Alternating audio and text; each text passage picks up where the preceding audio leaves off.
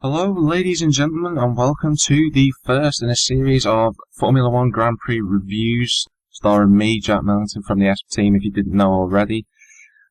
Just recently, or rather in the last couple of hours, the Japanese Grand Prix has just finished, and, well, Lewis Hamilton won the race, but quite frankly, that is not the main important thing right now. It's the fact that Jules Bianchi is currently undergoing surgery in I think it's still in the medical centre or in a hospital nearby after suffering a serious crash, rather a freak accident, with a tractor coming out of Spoon Curve, which I think is turn 6 or 7, after a crash that involved Adrian Sutil, who spun out of the corner.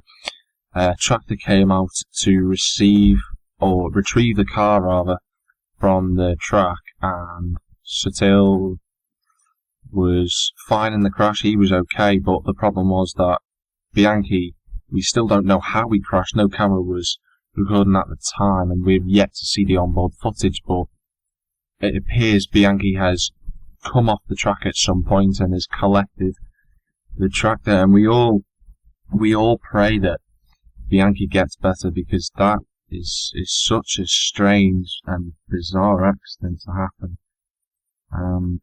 We all hope that his condition improves. Currently, as of this moment in time, I'm currently looking at some recent updates. We believe that Bianchi is supposed to be in surgery right now at this moment in time. Rumours saying that his condition is not life-threatening. Wait for the official confirmation on that, but still we're not exactly sure what exactly is happening. And it's such a shame, really, because Bianchi has proven to be one hell of a driver this season.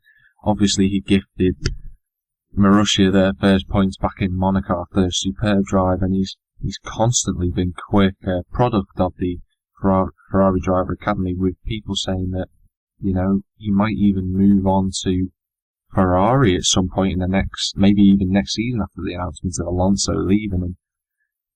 And if this crash does, end up affecting him, it's going to be a huge shame, because he's come on such a long way since he started, and we only pray that he ends up getting better and gets back to race fitness as soon as possible.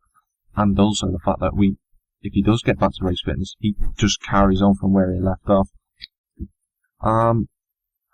But that's really the only information that we've got at the time. There's no way we can even analyse the footage. We don't even know if it was, at this moment in time, we don't even know it was a crash of sorts, a driver error, or there might have been a mechanical fault at the time. But whatever it was, we do sincerely hope that Bianchi does get better, and, well, right now we're all praying for him that he gets a really speedy recovery and gets back in the car as soon as possible.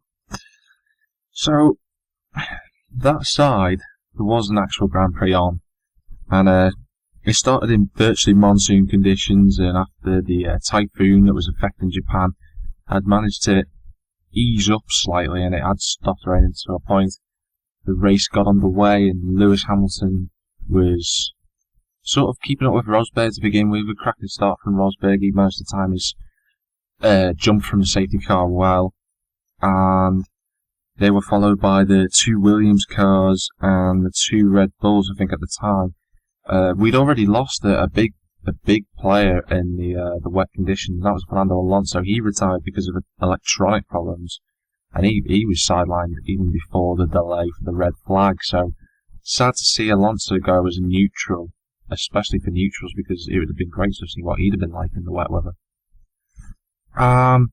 Also, what had happened at the time was that all the cars had been coming through on the extreme wet tyres, but Jenson Button, a master of conditions that he is, especially in the changeable conditions, able to time his pit stops perfectly, and none more so today. What he was able to do, he came into the intermediates as soon as the safety car came in.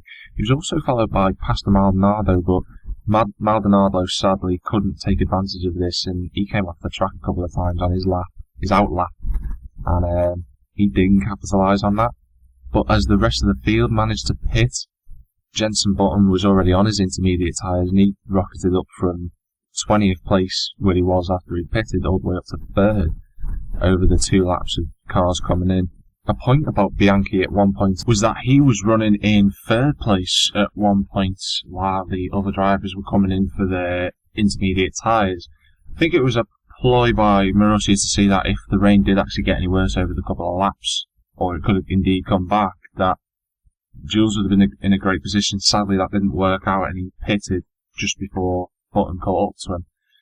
After that, then, the field had sort of shuffled out, and Rosberg was still leading Hamilton, defending quite well, but Hamilton obviously was increasing the pressure, and at the same time while that was happening, Button had gapped the 2 Williams cars, and then eventually Ricciardo and Vettel got past the 2 Williams. It was cracking moves from Ricciardo, both overtakes were brilliant overtakes.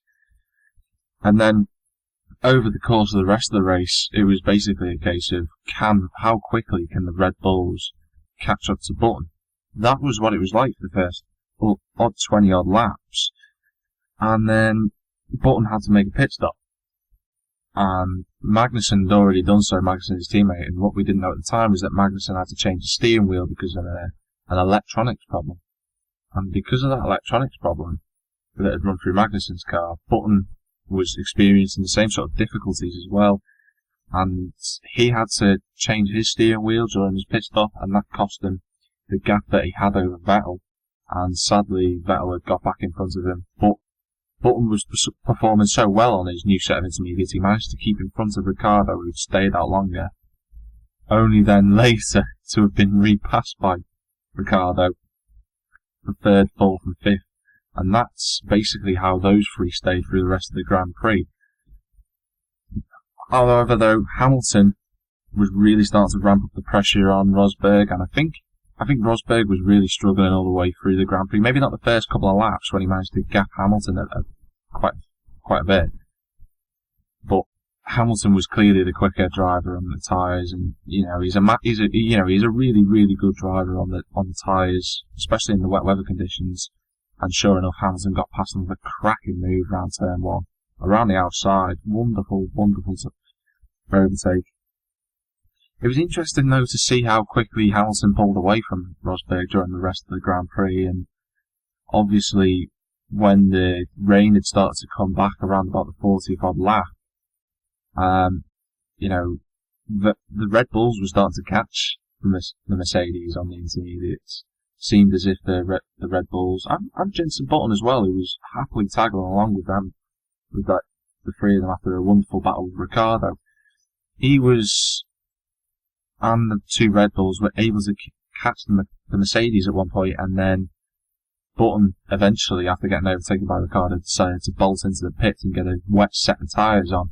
Now, if the race had continued, had Bianchi sadly not have crashed, I do believe that Button, in the first sector alone, I think was about a second up on the 2 Red Bulls in front, and a little bit quicker than the Mercedes as well.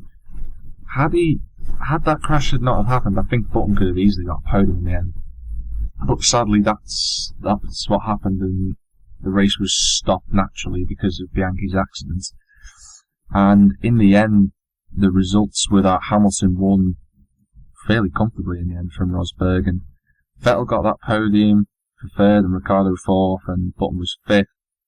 The 2 Williamses, I don't think during the whole season have been that good during the wet. That's probably why they finished 6th and 7th. I mean, they were under attack a lot from Holcomb. The 2 Force Indias were attacking the Williamses during the midpoint of the Grand Prix, but there were some cracking battles in the wet. Drivers making mistakes. Verne had a cracking run through back through the field. He was having a horrid time of it during the first part of the race. He was down in stone dead last at one point. His car wasn't behaving the way he wanted it to, but he ended up getting a cracking 9th place. It would be a shame to see Verne disappear from the sport, because I think he's a really good driver, and I think maybe in a different team he could do really, really well. Perez ended up getting the final points in 10th, but a big story that has come out is that Ferrari, they didn't continue their points run. I think they'd gone on, 67 odd races in consecutively that they'd scored points in the Grand Prix, and because Alonso didn't even get to really start the Grand Prix and Raikkonen only finished in 12th, they sadly couldn't carry on that run, and it's a great shame to end such a run of results that they'd had going on for them. Further down the field, you had Esteban Gutierrez, who came in 13th, Magnussen 14th, the two Lotuses of Grosjean and Maldonado. They weren't having the best of times out there, especially Marcus Ericsson, who came 17th in the cage run, was actually, ahead of them at one point. I think it was only because of fresher tyres that the two Lotuses got in front. Ericsson having the best race he's had all season. And I was impressed by Ericsson. I think because he knows the track a lot better than he has done with all the other circuits that he's raced on so far this year. It's about time he got a result, to be fair, but cracking drive from him. Chilton obviously finishing, and then Kobayashi being the last of the runners. I think that it's a really interesting race for the title now, with 4 races to go. I think we've got, I'm right in saying, the next couple of Grand Prix in order are going to be, I can just remember what they are. We've got Russia next at Sochi. That's this next weekend coming up. Then we got the United States Grand Prix in Austin, the Brazilian Grand Prix at Sao Paulo, and then the final in Abu Dhabi. It's really hard to say who's going to win the title at the minute. I think, had there not been a rain, I think Rosberg had won that race, but naturally there was. And it's really close between those two now. 10 points separate them. Obviously double points rewarded in Abu Dhabi, and I think that's going to be the crucial thing. Ricciardo settled in for third. I don't think Ricciardo's going to challenge the two Mercedes at all, and I don't think he's going to get challenged for that position either. I think the driver of the day, though, when you consider how everyone performed, it has to go to Jenson Button, because the choices that he made, he was able to keep the Red Bulls behind him, while Ricciardo, that was for quite a good few laps, where everyone else had sort of succumbed to Ricciardo a little bit in terms of the drive, and that choice he'd made to jump onto the intermediates, and I think it had worked in his favour from the intermediates back to the wets, had the race not had stopped. But it's going to be a really interesting last few weeks, especially now that the announcement that Sebastian Vettel's leaving Red Bull. I think he'll probably end up going to Ferrari, and Alonso leaving. He might go to McLaren. I think McLaren might want to take a second look at that, because they've got two drivers there in Button and Magnussen who are doing a really good job in a sort of not so good car. I think Button underlining how crucial he is to the team with that performance. Magnussen not having the best of times of it, but then again, Magnussen's not really had any wet running this year. I mean, he got caught out in Hungary when the weather conditions changed and he crashed into the wall in qualifying, but apart from that, he hasn't really had any run. So, I don't know. I think, McLaren might end up going with Alonso. But who do they pick to go with him? It's a really tough choice. Personally, I would pick Button, but then again, I'd be biased saying that, because I think, that I prefer Button over Magnussen. So, it wouldn't be right in me saying what people think. Maybe leave some comments in the below and tell me what you think. Who should be at McLaren seats? Who should be in? Who will be in? Where Vettel will go? Will he go to Ferrari? Could end up somewhere else. Nobody knows at the minute. At point of Red Bull, actually, Daniel Kvyat being promoted into the second driver situation to Daniel Ricciardo. It's a good move. It is a good move. Whether it'll work, I don't know. I think Daniel Kvyat's a really interesting prospect, but I think that I'd have given him another year in the car and seen what he'd have done, like they did with Ricciardo. But who knows? People had reservations about Ricciardo jumping into the Red Bull this year, and look what he's done. He's the only man who's beaten the two Mercedes this year. So we could be proven wrong again if Kvyat ends up pulling a blinder and ends up winning a couple of Grand Prix. It's not impossible that he could do that. I think he really could. But yeah, it was a fantastic race, sadly overlooked and overshone by the fact that Jules Bianchi crashed and is currently in hospital. Rightly so, to be fair, because I think anyone who's in danger, I think people's health, and especially drivers' health and safety, is more concerning than someone who's run a Grand Prix. And we really, really do wish for a speedy recovery of Jules Bianchi.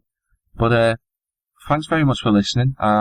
If you want to subscribe to the S Team, feel free to do so. We're going to be doing more racing reviews like this, Grand Prix reviews. They're going to be pretty much uploaded on the day of the Grand Prix, so you don't have to worry about having to wait for it. And yeah, if you want to make any comments, feel free to do so. And thanks very much for listening.